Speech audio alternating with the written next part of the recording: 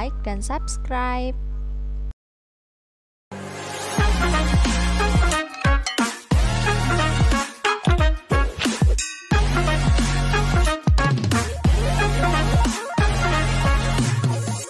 Jadi begini Pak, ini kan kita itu sudah mulai harus mengimplementasikan apa yang sudah diundangkan dan diaturkan. Yang pertama adalah Undang-Undang Pesantren, jadi Undang-Undang nomor 18 tahun 2019 dan Perpres nomor 82 tahun 2021 yang mengatur soal pengembangan pondok pesantren. Nah, menurut Pak Zainuddin sendiri dari fraksi P3 Kabupaten Semarang, sejauh mana fraksi P3 mengawal perihal Perda Ponpes sebagaimana implementasi dari UU dan Perpres tersebut? Ya, terima kasih. Jadi begini Mas ya, untuk khususnya fraksi Partai Persatuan Pembangunan FPP ini tentunya kita sudah menugaskan anggota kami yang ada di badan Pak Pemberda untuk ikut membahas dan sekaligus mendorong, menguatkan agar supaya perda ini bisa segera dibuat dan nanti secepatnya bisa dilaksanakan untuk Kabupaten Semarang. Karena apa? Karena Perpres 82 2021 itu kan sudah jelas mengatur, dan undang-undang Undang-Undang Pesantren nomor 18 2019 juga sudah ada. Semua rujukannya ke situ. Sehingga Kabupaten Semarang tentunya perlu segera untuk itu dibuat. Jadi kami mendorong, P3 mendorong kepada eksekutif untuk segera merancang atau membuat peraturan daerah tersebut. Tentunya kita juga melakukan komunikasi dengan fraksi-fraksi yang lain, agar supaya kita bersama-sama mendorong pemerintah daerah untuk segera membuat perda tentang fasilitas pengembangan pesantren di Kabupaten Semarang ini. Nah, berarti kalau selama ini Pak Zainuddin, selama ini itu berarti masih dalam rangka perancangan atau dari Pemkab sendiri itu sudah ada pengajuan ke Dewan atau belum sebenarnya? Kemarin sebenarnya sudah masuk dalam pembahasan di Bapemberda. Dan setahu saya ini sudah masuk di Bapemberda di Kabupaten Semarang ini. Hanya saja sejauh mana terkait dengan kajian ke daerah-daerah lain sudah dilaksanakan atau belum, itu kita akan tanyakan nanti kepada dinas terkait atau dalam hal ini Kesra, apakah sudah melakukan kajian ke daerah lain terkait dengan fasilitas pengembangan pesantren ini atau naskah akademiknya bagaimana.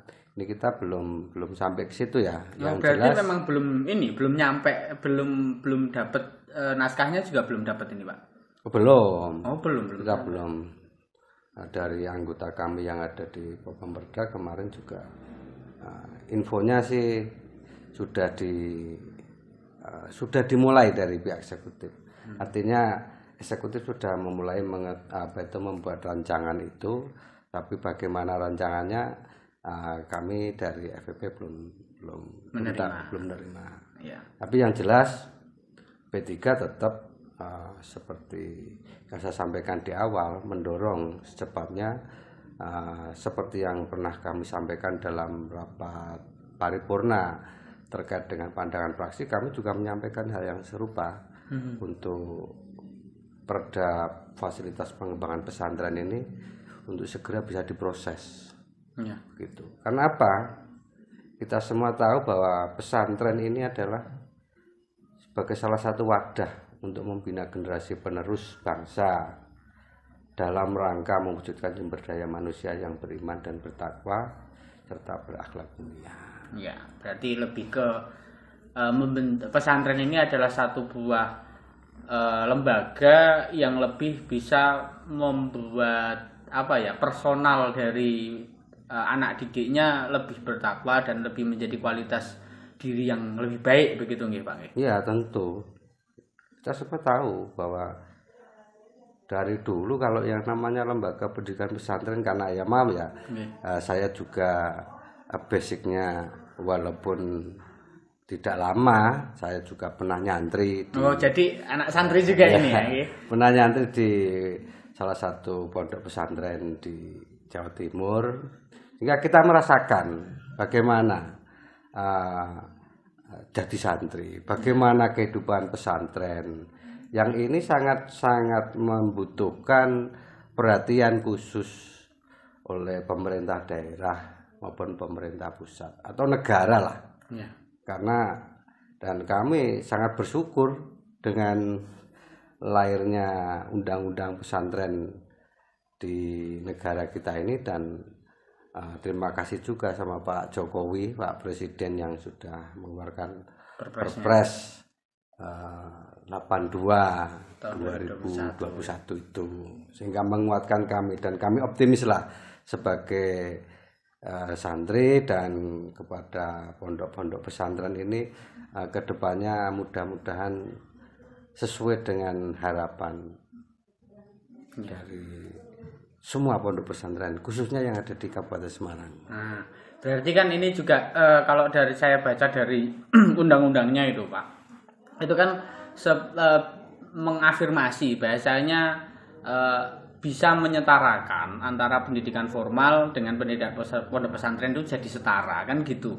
Nah, sebenarnya kalau saya tanyakan, yang mau saya tanyakan selanjutnya itu, kalau sudah sampai ke sana tadi, jadi dari fraksi sudah menginisiasi, bahasa saya ya, menginisiasi untuk mendorong dari Pemkab, dan ternyata Pemkab sudah melakukan proses bahasanya. Lah terus itu kira-kira kapan sih Pak untuk mungkin waktunya, apakah bisa ditanyakan ke tanggapannya dari Pemkab itu bagaimana? Apakah bisa mempercepat atau masih lama lagi, bagaimana? Ya, proses ini sedang berjalan.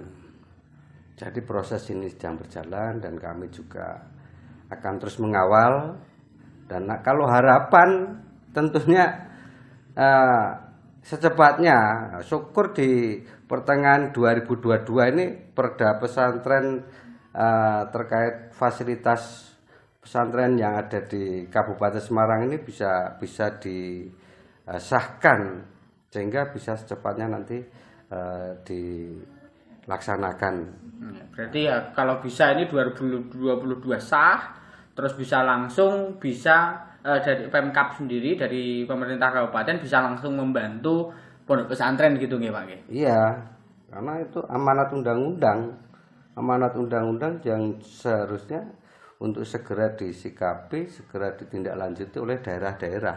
Ya. Kan tujuannya sudah jelas ini. Ya. Undang-undang pesantren nomor 18 tahun 2019 tentang pesantren. Ya. Maka pemerintah daerah perlu memberikan fasilitasi pengembangan pesantren di daerah-daerah. Ya. Dalam hal ini Kabupaten Semarang tentunya, ya. Gitu. Ya. Ini FPP mendorong ke situ, dan kami melakukan komunikasi dengan fraksi-fraksi yang lain, dan kami terima kasih juga. Insya Allah itu semua fraksi yang ada di Kabupaten Semarang mendukung ya. Mendukung. Ya karena pasti juga yang orang pesantren juga nggak FPP saja kan begitu. Ya kita sadar, dan insya Allah dengan mayoritas penduduk Kabupaten Semarang yang Muslim.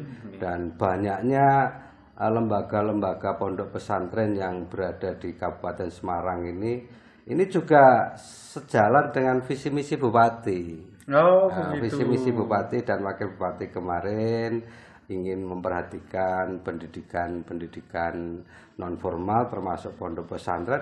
Nah ini seiring sejalan. Lahir undang-undang pesantren Perpres. Nah ini tinggal kita dorong aja Pak Bupati dan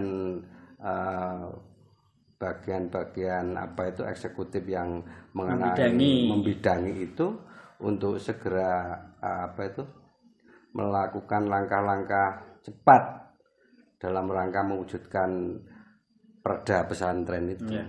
Kalau untuk Pak Jarisin tahu nggak sih kira-kira itu berapa banyak pondok pesantren yang ada di Kabupaten Semarang?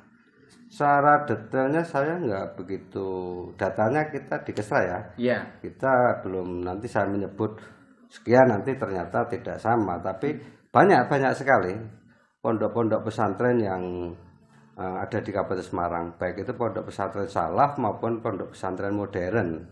Itu banyak sekali. Madin ini termasuk enggak, Pak? Nah, di undang-undang pesantren ini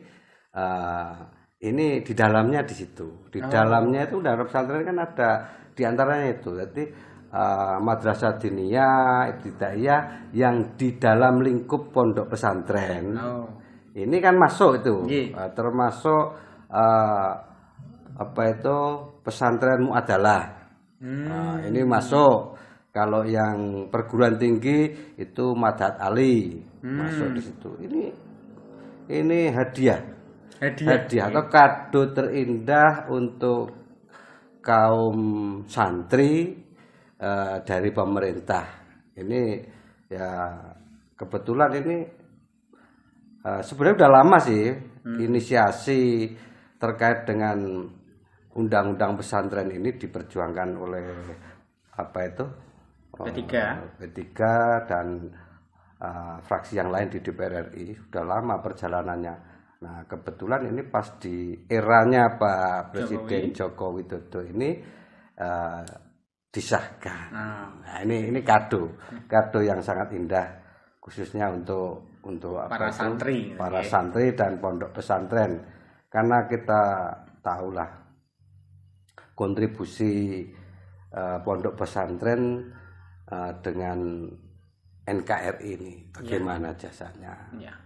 Karena mulai dari perjuangan zaman perebutan kemerdekaan santri-santri pakai bambu runcing dan lain sebagainya. Kalau kembali ke sejarah lama Betul, pesantren yang tumbuh dan berkembang di masyarakat ini dengan kekhasannya telah berkontribusi penting dalam mewujudkan Islam yang rahmatan lil alamin di negara kesatuan Republik Indonesia ini.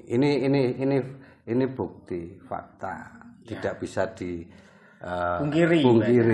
Jadi sudah sewajarnya negara hadir dan memberikan perhatian yang cukup untuk pondok pesantren.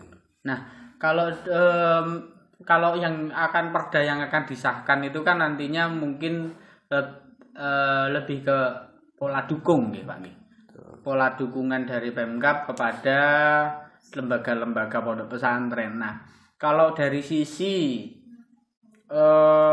lanjutan lainnya kan, kalau orang belajar itu kan pasti ada lulusnya kan, ngoten sih Pak. Ya. Pasti ada lulusnya. Nah, setelah lulus ini kan pasti ada ijazah kah atau ada sertifikat kah atau segala macamnya itu.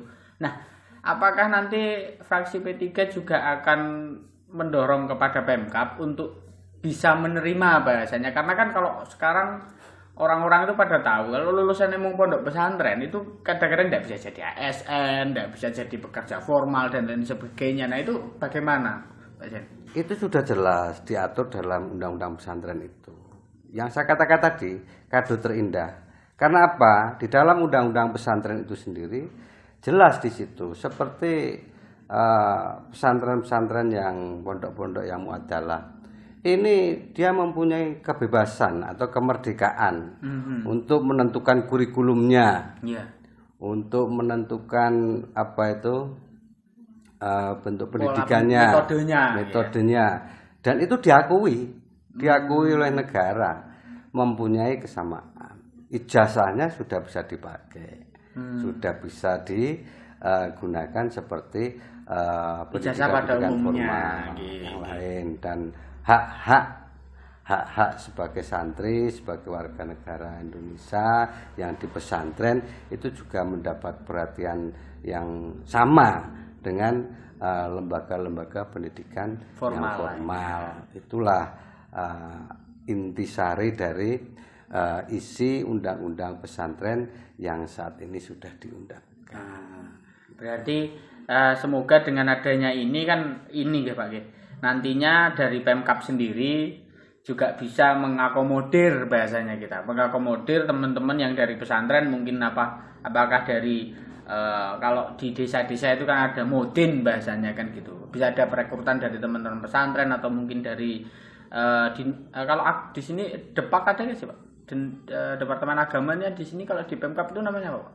Kemenak. Oh, Kemenak ya. Nah, Kemenak Kabupaten. Jadi tidak hanya itu, bisa jadi polisi, bisa jadi TNI. Itu kan udah banyak nih. Jadi TNI, Polri merekrut santri-santri untuk bisa menjadi anggota, dan karena ya itu tadi ijazahnya sudah diakui, sudah disetarakan dengan pendidikan formal. Kalau kurikulumnya ya sama, kalau pondok pesantren salaf itu ya kitab kuning, ya Bandungan, ya kayak gitu tuh, sing nahwu sorof, fikih, itu diakui, dan itu sebenarnya yang sudah menjadi kekhasan pondok pesantren. Dan kita semua tahu bahwa pondok pesantren ini dari dulu ya seperti itu, masyarakat yang sekaligus menempatkan putra putrinya di pondok pesantren ini kontribusinya jelas kok. Ya. Karena mereka dididik untuk langsung bisa terjun ke masyarakat tentunya ya Mas. Ya, jadi kan gini, Undang-Undang Pesantren nomor 18 tahun 2019 ini kan tentang pesantren mengatur mengenai penyelenggaraan fungsi pendidikan, fungsi dakwah, dan fungsi pemberdayaan masyarakat. Nah, ini yang harus kita bawa garis bawah ya. Jadi di sini penyelenggaraan pendidikan pesantren diakui sebagai bagian dari penyelenggaraan pendidikan nasional serta memberikan landasan hukum bagi rekognisi terhadap peran pesantren dalam membentuk, mendirikan, membangun, dan menjaga negara kesatuan Republik Indonesia. Tradisi, nilai, dan norma, karakter, varian dan aktivitas profesionalisme pendidikan dan tenaga kependidikan, serta proses dan metodologi penjaminan mutu. Inilah undang-undang di dalamnya, termasuk undang-undang pesantren itu. Baik, berarti kita berharap semoga segera ini yang di Pemkab Semarang ya. Mas Semarang untuk segera bisa ini mendorong ini Pak Bupati. Semoga ketika ini teman-teman dari legislator ini sudah siap menerima, Pak Bupati ini sudah langsung bisa mengajukan bahasanya, karena kan tanpa persetujuan dari DPR, perda juga tidak bisa sah kan ngoten Pak. Ya, kami berharap teman-teman fraksi yang lain, DPR yang lain ini satu suara. Karena kita jelas tahulah bagaimana keberadaan pesantren di Republik ini. Undang-undang tentang pesantren itu juga menjadi landasan hukum, afirmasi atas jaminan kesetaraan tingkat mutu lulusan, kemudahan akses bagi lulusan,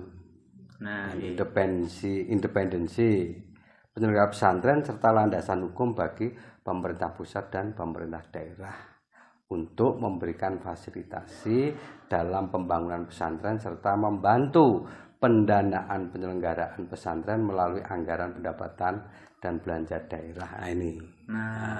Tentunya ini juga kita sesuaikan dengan kemampuan keuangan daerah. Ya. masalah itu nanti angkanya berapa, yang penting ada payung hukumnya dulu. Betul, harus itu. Ya, karena tanpa ya kita hidup bernegara nggih Pak.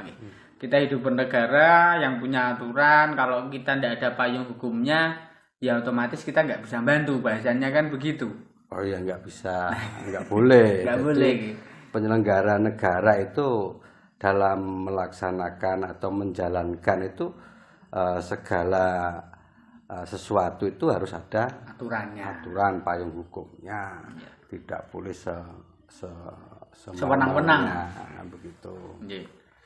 Jadi clear sekali. Ini ternyata tinggal bagaimana eksekusi dan bagaimana bisa diimplementasikan undang-undang pesantren, undang-undang nomor 18 tahun 2019 dan Perpres 82 tahun 2021 untuk bisa diturunkan bahasanya, diturunkan ke Perda untuk bisa mengesahkan dan melaksanakan perundangan yang sudah diundangkan oleh pemerintah pusat di Kabupaten Semarang. Iya, pasti.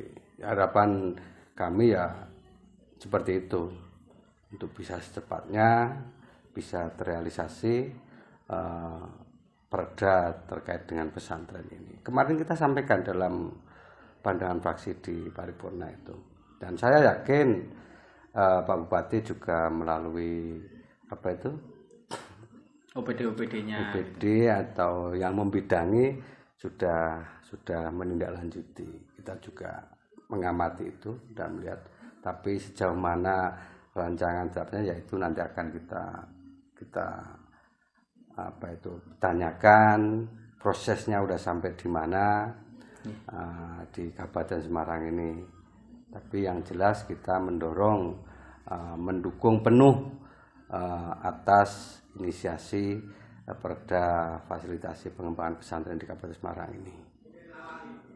Begitu Pak Zainuddin, terima kasih sudah mau ngobrol sama Lingkar.co ya. Ini semoga ke depan bisa ada percepatan untuk pengesahan Perda pesantren di Kabupaten Semarang.